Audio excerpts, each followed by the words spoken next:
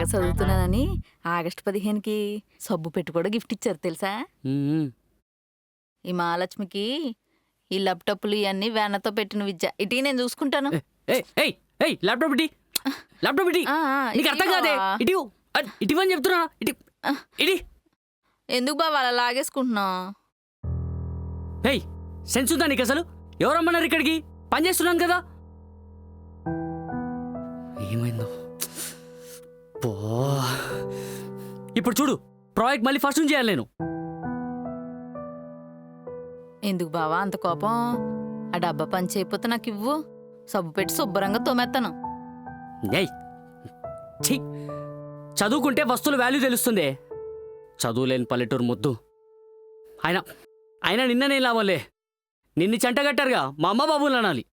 ఇలాంటి మొరటిదాన్ని ఇచ్చి నాకు చేసినందుకు. ఊర్లో ఉండలేకే కష్టపడి చదువుకొని వచ్చి సిటీలో ఉన్నాను. అయినా చివరికి పల్లెటూరు దాన్ని తీసుకొచ్చి నాకు అంటగట్టారు. అసలు నువ్వు ఎప్పుడైనా నీ మొహం అద్దంలో చూసుకున్నావా? నువ్వు నీ ఆయిల్ ఫేసు, ఆ తలలో మూరలు పూలు పెట్టుకుని నా పక్కన వచ్చి నిలబడితే ఆ చిట్టు వాసనకి. అదేంటి బావా, అది పెళ్లి చూపులోనే నచ్చానని చెప్పావు కదా? చెప్పా. నిన్ను చేసుకోకపోతే మా అమ్మ బాబులు చస్తా అంటే నేను చచ్చి నిన్ను చేసుకున్నా.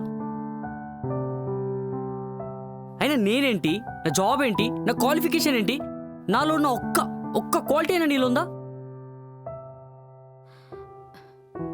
నాకేం తక్కువ బావా, నేను కూడా అమ్మాయినే కదా.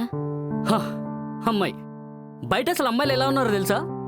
టైట్ జీన్స్, మోడర్న్ డ్రెస్సులు, నెయిల్స్కి పాలిష్, పెదాలకి లిప్స్టిక్, కర్లీ హెయిర్. అసలు వాళ్ళు నడుచుకుంటూ వస్తుంటే ఒక అందమే నడుచుకుంటూ వస్తున్నట్టుంటది. మరి నువ్వెలా ఉన్నావే?